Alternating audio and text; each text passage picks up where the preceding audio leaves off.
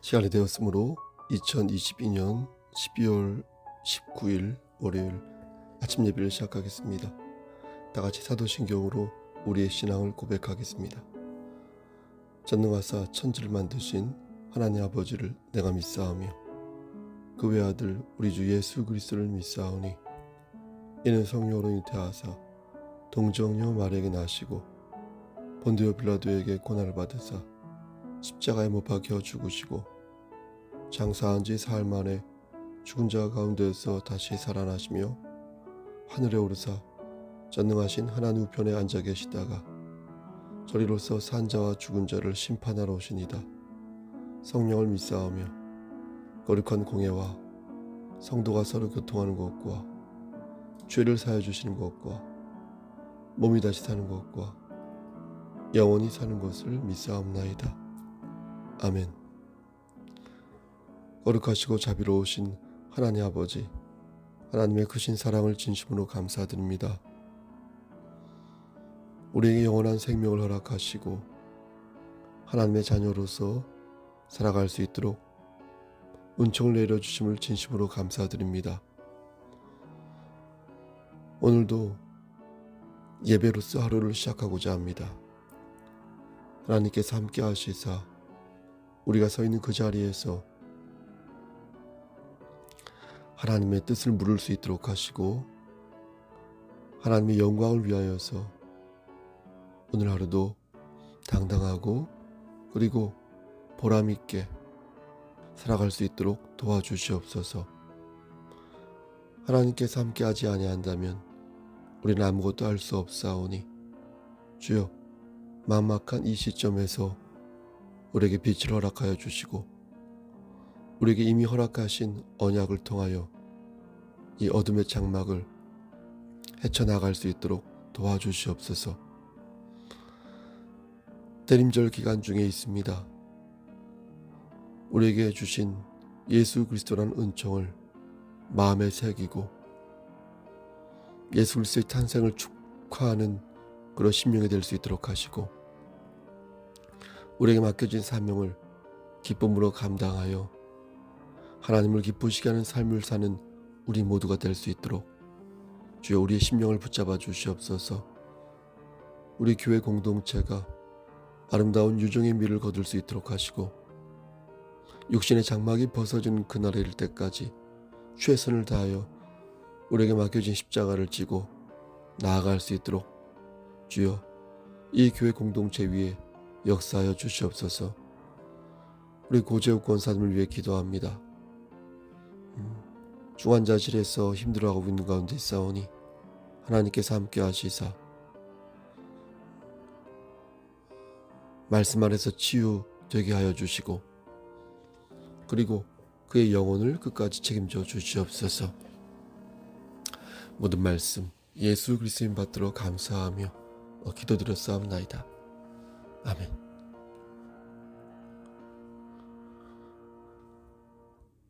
하나님 말씀 마태복음 16장 17절에서 20절 말씀입니다. 마태복음 16장 17절에서 20절 말씀.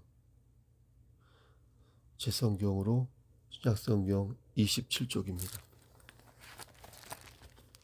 17절. 예수께서 대답하여 이르시되 바요나 시몬아 내가 복이 있도다. 이를 내게 알게 한 이는 혈육이 아니요 하늘에 계신 내 아버지시니라. 또 내가 내게 이르노니 너는 베드로라. 내가 이 반석 위에 내 교회를 세우리니 음부의 권세가 이기지 못하리라. 내가 천국 열쇠를 내게 주리니 내가 땅에서 무엇이든지 매면 하늘에서도 매일 것이요 내가 땅에서 무엇이든지 풀면 하늘에서도 풀리리라 하시고 20절. 이에 제자들에게 경고하사 자기가 그리스도인 것을 아무에게도 이르지 말라 하시니라. 아멘. 하나님 이 말씀을 들어 사용하여 주시옵소서. 예수님의 이름으로 기도드렸사옵나이다. 아멘. 교회를 다니는 사람 중에서도 교회를 게르기라고 말하는 사람들이 있습니다. 게르기란 아시다시피 달게 갈비뼈라는 뜻입니다. 그러니까 큰 쓸모나 이익은 없으나 버리기에는 아까운 것이 계륵인데 교회가 그렇다는 것입니다.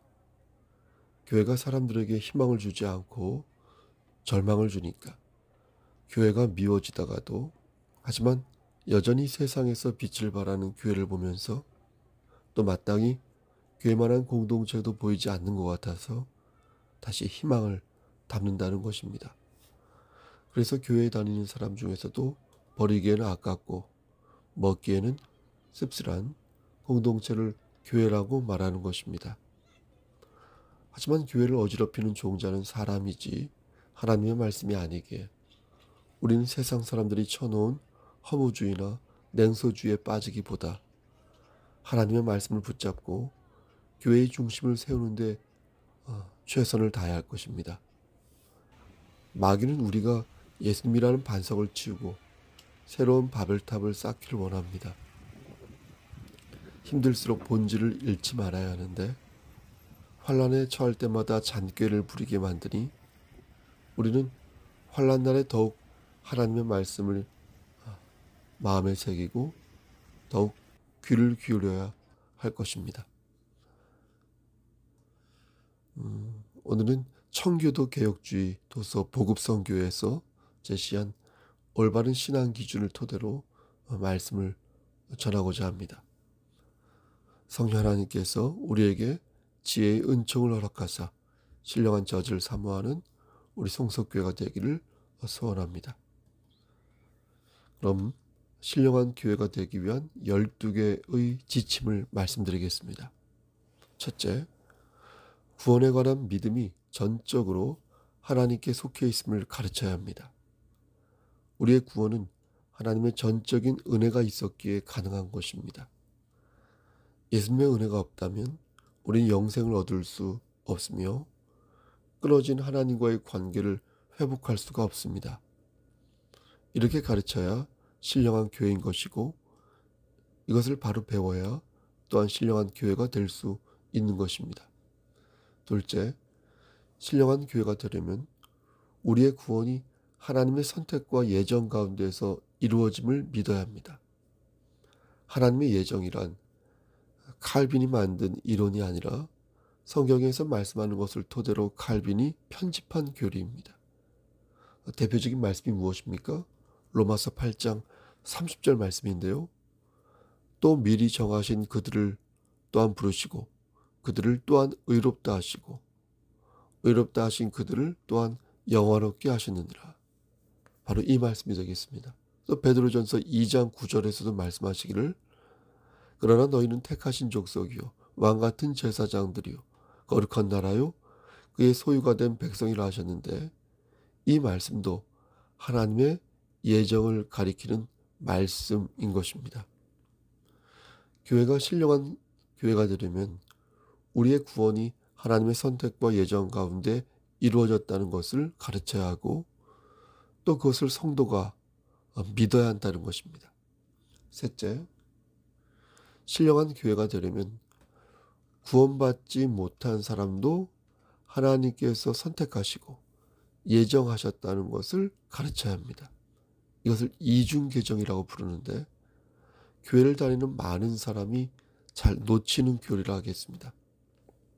우리가 하나님의 전적인 주권을 받는다고 할 때 우리는 구원받지 못하는 사람도 하나님의 예정 가운데 있다는 것을 인정해야 합니다. 그렇지 않고 구원받은 자만 하나님의 예정, 하나님의 선택 아래 있다고 말한다면 어떻게 되겠습니까? 하나님을 반쪽 하나님으로 만드는 잘못을 범하게 되는 것입니다. 그렇지 않겠습니까? 따라서 신령한 교회가 되려면 구원받지 못한 사람도 하나님께서 선택하시고 예정하셨다는 것을 믿어야 하며 그것은 제가 늘 강조하는 바이지만 하나님의 주권을 인정할 때 가능한 믿음인 것입니다.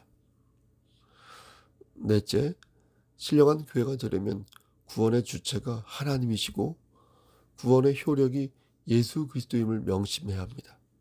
그래서 한 번 구원받은 사람은 절대 구원을 잃어버리지 않는다는 것을 마음에 새겨야 합니다. 아멘. 만약 구원의 주체가 하나님이 아니고 또 구원의 효력을 예수님이 아니라 인간의 능력으로 둔다면 우리가 구원은 중간에 번복되거나 상실될 수도 있습니다. 그렇지 않겠습니까? 하지만 구원의 주체는 여호와 하나님이시요 구원의 효력은 예수 그리스도의 은혜로 우리의 죄가 사하여진 것이므로 한 번 구원받은 인간은 절대 중간에 구원이 상실되는 법이 없는 것입니다. 아멘.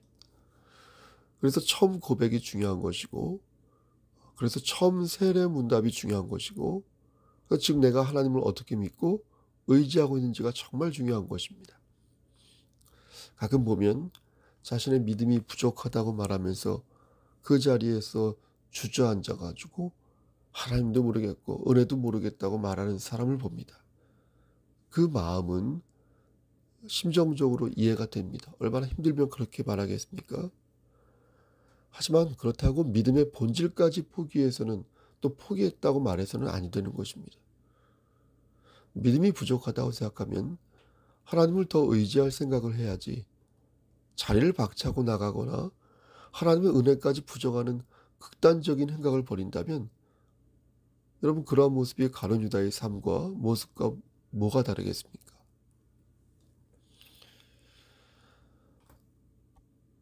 사랑하는 성도 여러분, 가장 절박한 그때 하나님의 은혜를 구하시기를 소원합니다.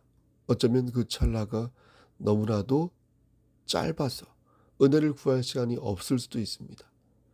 그러므로 우리는 늘 마음속 깊은 곳에 하나님을 향한 경외심을 심어야 할 것이고 잘 살다가 잘 죽을 수 있도록 하나님의 은혜를 끊임없이 간구해야 할 것입니다. 훈련이 필요합니다. 여러분 그러한 교회 되시기를 소원합니다. 다섯째, 교회가 신령한 교회가 되려면 앞에서의 말씀과 다소 비슷하지만 구원이 느낌과 감정으로 이루어진 것이 아님을 가르쳐야 합니다. 겸손히 주님을 섬기라는 말씀은 연약한 감정으로 믿음을 채우려 하지 말고 감정을 풍성하게 하되 늘 하나님의 긍휼한 은혜를 향하여 믿음의 촉수를 뻗으라는 것입니다. 내 마음이 기쁘고 즐겁다 해도 지금 내가 지향해야 할 바가 하나님의 말씀이라는 사실을 잊어서는 아니 된다는 것입니다. 술을 마시다가도 맞아 내가 여기에서 더 나가면 안 되지 라고 생각하고 남편과 아내와 자식에게 화를 내다가도 맞아 내가 더 나가면 안 되지 라고 생각하면서 다시금 어떻게 해요? 하나님의 말씀을 떠올려 한다는 것입니다. 그러니까 중심을 잃지 않고 오뚜기처럼 다시 일어서는 것이 바로 겸손히 주님을 섬기는 것이다.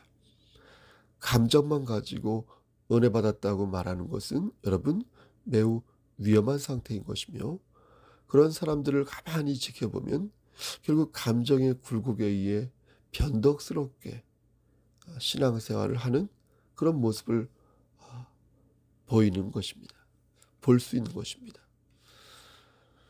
감정이 없는 것도 문제죠. 감정을 갖는 것이 나쁘다는 말씀이 아닙니다. 오해하지 마시고요. 감정만으로 믿음 생활하는 것이 문제라는 것입니다. 따라서 마음의 중심에 하나님의 말씀을 세운 상태에서 풍성하게 감정을 느끼고 나눌 때 신령한 교회가 될 수 있다는 것입니다. 여섯째, 신령한 교회가 되려면 믿음이 전인격적이다. 전인적이다. 이렇게 가르쳐야 합니다. 믿음은 영혼과 육체에 따로 적용되는 것이 아니라 함께 적용되는 것입니다. 그러니까 믿음은 우리의 영혼과 우리의 육체에 스며들어 있어야 한다는 것입니다. 속속들이. 목사님 제 영혼은 깨끗한 것 같은데 제 몸은 더러운 것 같아요. 라고 말하는 것은 전인격적인, 전인적인 믿음이 아니라는 것입니다. 내 안에 있는 정욕과 탐심을 어떻습니까? 제어하는 일은 마음과 몸이 함께 제어해야 하는 것이지 따로 분리하여 작동하는 것이 아니라는 것입니다. 살다 보면 쾌락에 빠질 수 있습니다. 정욕에 빠질 수 있습니다. 살다 보면 막 갈 수도 있습니다. 하지만 더 큰 일이 나기 전에 잘못 갔다 싶으면, 더 커질 것 같으면 빨리 돌아와야 하는 것이지, 몸과 영혼을 분리하여 두리번거리면 결국 그의 삶은 파국으로 치닫고 마는 것입니다. 일곱째, 신령한 교회가 되려면 주님께서 나의 믿음을 성장시켜 주신다고 믿어야 합니다. 그러니까 우리 스스로 믿음을 성장시킬 수 있다고 생각하는 것 교만입니다. 내 믿음을 성장시키는 것 또한 하나님께서 주시는 은혜가 있을 때 가능한 것임을 기억할 때 우린 더욱 성숙한 그리스도인이 될 자신감을 갖는 것입니다. 여덟째, 신령한 교회가 되려면 거짓된 것을 단호히 거부하고 타협을 하지 말아야 한다고 가르쳐야 합니다. 정의와 양심과 상식과 실제적 진실을 외면해서는 안 된다고 가르쳐야 하고 또 배워야 합니다. 민주주의를 모르는 그리스도인은 올바른 그리스도인이라 할 수 없으며, 인간의 존엄성과 생명을 경외하는 그런 마음이 없는 그리스도인 역시 성숙한 그리스도인이라고 말할 수 없습니다. 아홉째, 신령한 교회가 되려면 비성경적인 신앙에 대해 전투적인 자세로 임해야 합니다. 교회는 진리를 소화하고 진리를 전파하는 데 용기를 가져야 합니다. 여러분 그렇지 않겠습니까? 겁쟁이처럼 주저하거나 숨어지네 그러면 안 되고, 진리 안에서 교회는 열심히 행동해야 합니다. 하나님의 영광을 위해 용기 있게 행동해야 하며, 만약 사악하고 간교한 자가 하나님의 영광을 빙자에 공격해 오면 그와 타협하지 말고 단호히 진리를 세우는데 전념해야 합니다. 악은 모든 모양이라도 버리고 그것에 오염되지 않도록 경계하며 멀리할 때 교회는 하나님께 인정받는 신령한 교회가 될 수 있는 것입니다. 제 카톡으로 계속해서 이단 종파에 관한 내용을 보내오는 자매가 있어서 어떻게 할까 계속 망설이다가 결국은 그 카톡을 차단하였습니다. 마음이 좀 심란한데요. 그것에 계속해서 응대하는 것도 불편하고 또 소모적인 것 같고, 그래야 해서 카톡 자체를 차단한 것입니다. 저는 지금으로서는 그것이 악은 모든 모양이라도 버리라는 말씀에 의거한 행동이었다고 생각하고 있습니다. 그가 빨리 주님의 품으로 돌아오기를 바라는 것입니다. 10번째, 신령한 교회가 되려면 하나님께 자신의 모든 것을 맡겨야 합니다. 순종하는 마음으로 하나님의 때와 뜻을 기다려야 합니다. 현재의 삶과 미래의 삶을 모두 하나님께 맡기고 자신의 전부를 드릴 때 우리는 그분의 소유가 되어 참다운 그리스도인이 될 수 있습니다. 11번째, 신령한 교회가 되려면 하나님이 기뻐하신 일에 몰두해야 합니다. 하나님의 일을 하면서 몰두하지 않는 사람들이 있습니다. 하나님의 일을 하면서 열중하지 않는 사람들이 있습니다. 하지만 그것은 하나님께서 원하시는 삶이 아닙니다. 우린 주어진 시간과 형편 안에서 하나님의 일에 열중해야 합니다. 주어진 환경 속에서 하나님이 기뻐하시는 일에 몰두하여 하나님을 기쁘시게 하는 삶을 살아야 할 것입니다. 이제 마지막으로 12번째입니다. 신령한 교회가 되려면 참된 믿음과 거짓 믿음을 성경에서 분명하게 가르치고 있다는 사실을 우리는 알아야 합니다. 그래서 성경을 매일매일 묵상하면서 무엇을 믿고 어디로 달려가야 하는지 끊임없이 스스로에게 물을 줄 알아야 합니다. 지금 우리가 그렇게 하고 있지 않습니까? 이것은 의심의 질문이 아니라 여러분 성숙의 질문이며, 교회가 이것을 견지할 때 비로소 신령한 교회가 될 수 있는 것입니다. 사랑하는 우리 성석교회 성도 여러분, 많은 사람이 교회 앞에만 서면 말들이 많아집니다. 감 나와라, 배 나와라, 마치 자신들이 뭐라도 되는 것처럼 큰 소리를 칩니다. 하지만 하나님께서는 그때마다 저들에게 당신의 강력한 통치를 보이셨습니다. 보라, 지금은 은혜 받을 만한 때요. 보라, 지금은 구원의 날이로다. 여러분, 사회가 혼탁할수록 하나님의 음성에 귀를 기울여야겠습니다. 진리를 저들에게 내어주지 말아야 할 것이며 진리를 지키기 위해 희생을 각오하는 용기를 보여야 할 것입니다. 저는 우리 교회가 진리를 사모하는 교회, 말씀을 사모하는 교회, 예배드림이 기쁨이 되는 교회, 그런 교회가 되기를 소원합니다. 하나님께서 주신 소망을 품고 그 소망을 세상에 전하는 교회가 되기를 소원합니다. 무엇을 품느냐에 따라 우리의 냄새가 달라지지 않습니까? 그리고 무엇을 사모하느냐에 따라 우리의 미래가 달라지지 않겠습니까? 그러므로 사랑하는 송석교회 성도 여러분, 여러분의 삶과 이 교회의 운명을 반석 위에 세우시기를 축원합니다. 음부의 권세가 이기지 못하도록 하나님을 더욱 의지하시기를 축원합니다. 영원한 생명을 주신 하나님의 은혜를 생각하면서 매일 말씀으로 중무장하여 오늘도 성령 충만한 삶을 사시기를 우리를 죄에서 구속하여 주신 주 예수 그리스도의 받들어 간절히 축원합니다. 아멘. 이제는 우리를 죄에서 구속하여 주신 우리 구주 예수 그리스도의 은혜와 아버지 하나님의 만극하신 그 사랑하심과 성령 하나님의 교통하시고 인도하시는 모든 역사하심이 하나님의 말씀으로 무장하여 음부의 권세를 이기기를 소원하는 여기 모인 성도와 그들의 가정과 이 재단과 이 나라 위에 우리 심신이 연약한 우리 지체들 머리 위에 하나님의 사랑하심이 세세토록 함께 계실지어다. 아멘. 예배를 마쳤습니다. 여러분, 오늘 월요일 대강절 마지막 주입니다. 은혜롭게 잘 보내시길 바라고요. 돌아온 주일, 올해 마지막 주일 성탄절 12월 25일 날 다 같이 예배당에서 함께 만났으면 좋겠습니다. 여러분, 오늘도 말씀 안에서 승리하십시오. 무슨 일 있으면 연락 주십시오. 제 연락처는 010-3938-3983입니다. 샬롬.